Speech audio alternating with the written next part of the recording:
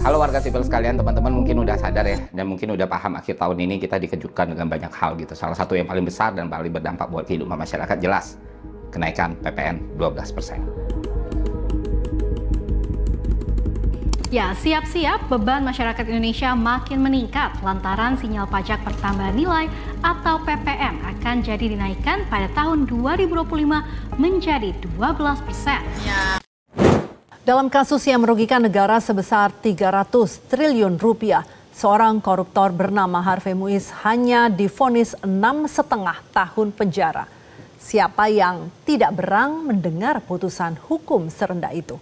Mantan Menko Polhukam Mahfud MD bahkan menyebut putusan Harvey dan terdakwa lain kasus pengelolaan timah menusuk rasa keadilan. Presiden Prabowo menyebut jika dikembalikan mungkin akan dimaafkan. Prabowo juga menyinggung akan memberikan opsi agar pengembalian uang korupsi tersebut dilakukan secara diam-diam. Lalu apakah pernyataan ini sudah tepat dilakukan sebagai bentuk pemberantasan korupsi?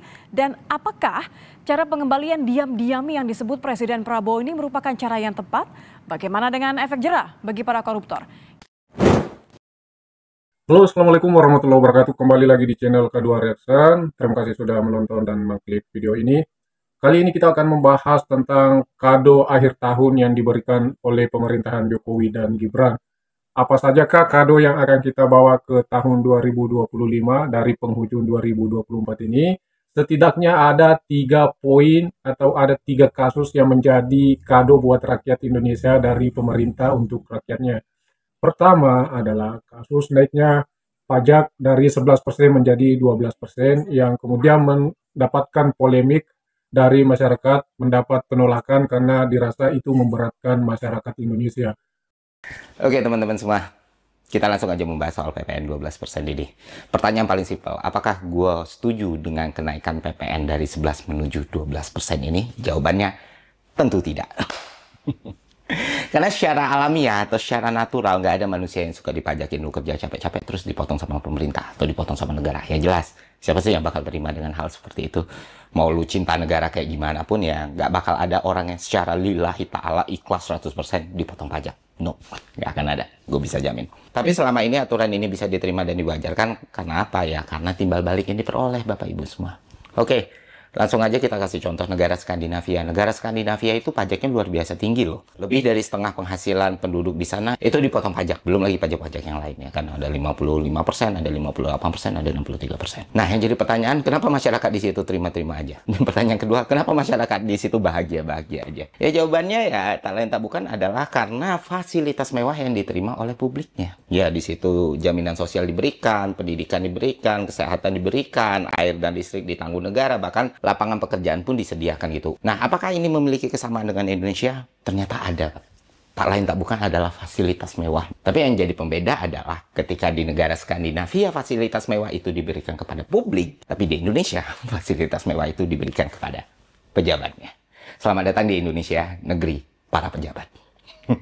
Belum selesai kasus PPN yang naik menjadi 12%, kemudian timbul pernyataan dari Pak Presiden Prabowo Subianto untuk menginstruksikan kepada para koruptor untuk mengembalikan uang koruptornya secara diam-diam dan mereka akan diampuni. Ini juga kemudian menjadi polemik di masyarakat karena ini dinilai akan membuka ruang kepada orang-orang atau pemangku jabatan untuk melakukan korupsi. Toh pada akhirnya nanti ketika ketahuan tinggal dikembalikan uangnya dan terbebas dari vonis korupsi.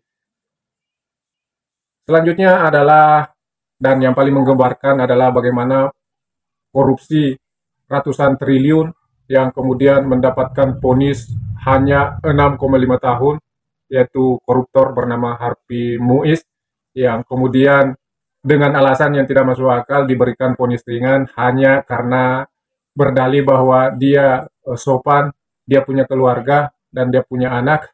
Tapi jika menggunakan logika ini, kemudian kenapa ada kasus-kasus yang lain yang bahkan uangnya jauh dari uang yang diambil oleh Harvey Muiz ini dikenakan hukuman yang jauh lebih besar atau lebih tinggi masa tahanannya dibandingkan Harvey Muiz. Bukankah mereka juga berlaku sopan? Bukankah mereka juga punya keluarga yang harus dihidupi. Ini jelas-jelas menunjukkan bahwa hukum di Indonesia itu masih tebang pilih, bahkan pilih kasih antara orang-orang kaya dengan orang-orang miskin. Nah, ini kemudian mendapatkan kritik yang keras dari salah satu tokoh berpengaruh dan salah satu tokoh yang mengerti tentang undang-undang, yaitu Mahfud MD. Nah, bagaimanakah protesnya, bagaimanakah kritiknya? Berikut penyampaian dari Pak Prof. Sore, Virgi. Ya, Prof, ini kan jaksa sebelumnya kan masih pikir-pikir katanya. Lalu hari ini justru memutuskan untuk mengajukan banding atas putusan Harvey Muiz. Nah, menurut Prof, kalau saja kasus ini tidak jadi sorotan publik dan perhatian dari Prof Mahfud ini yang beberapa kali diwawancara di media-media dan menyuarakan itu, apakah memang jaksa Anda rasa akan tetap mengajukan banding di sini? Ya kemungkinan memang akan mengajukan banding, tetapi jangan itu menjadi kemungkinan, harus dijadikan keharusan, karena ini sangat tidak masuk akal ya. Tadi sudah disebut 300 triliun yang dituntut hanya 250 M oleh jaksa sendiri, kan berarti 1/1350, Ya. 1/1350 dari kerugian negara, kan tidak masuk akal. Lalu tuntutannya cuma 12 tahun. Coba Anda bandingkan ini. Beni Cokro itu merugikan keuangan negara 22 triliun dan 16 triliun itu dihukum seumur hidup. Seumur hidup ya. Anda bayangkan. Betul. Yang uang dikembalikan 5,7 triliun. Henry Surya, ini kasus koperasi nih, orang mirip antar masyarakat, dihukum 18 tahun penjara dengan ganti rugi 15 M, karena ini tidak merugikan keuangan negara. Ya, ini koperasi, pengelolaan koperasi, dan hartanya udah disita juga oleh polisi sebelum itu. Budi Said hari ini yang kita dengar hanya merugikan keuangan negara 1,1 triliun, 15 tahun kenanya, dan mengembalikan uang 35,5 M.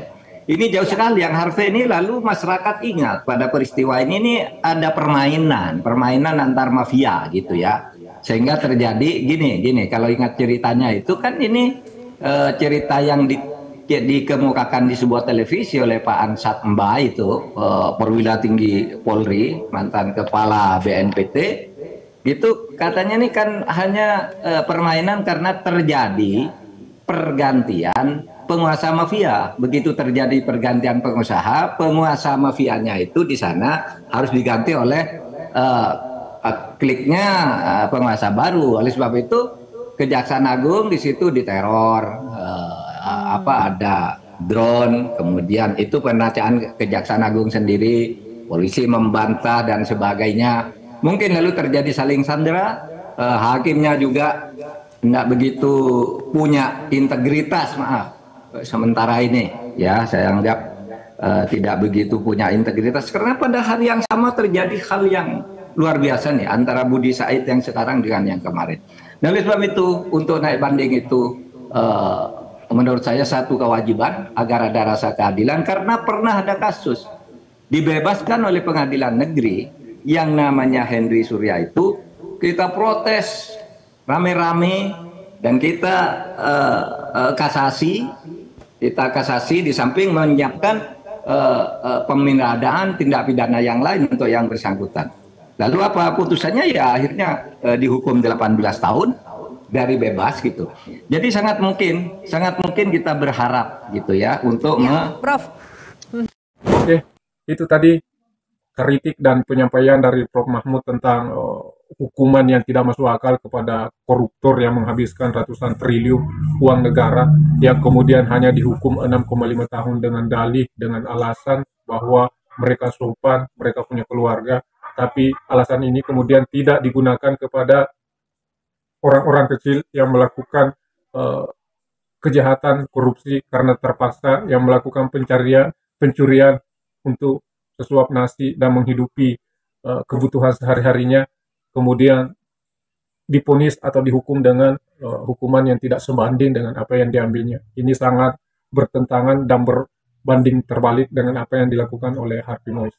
Nah, kalau teman-teman, saudara-saudara, penonton punya argumen, punya saran dan kritik, silahkan tuliskan komentar kalian di kolom komentar. Sekali lagi, kita mau tidak mau harus menerima hadiah tahun baru, kado ulang tahun baru dari pemerintahan baru kita dari 2024 akhir ini. Kemudian kita menyambut 2025 dengan berbagai situasi yang terjadi bahkan di luar nalar orang-orang awam yang seperti kita ini, rakyat kecil ini, yang hanya bisa menyaksikan dan berharap bahwa di tahun 2025 ada perbaikan. Sekian video ini. Wassalamualaikum warahmatullahi wabarakatuh.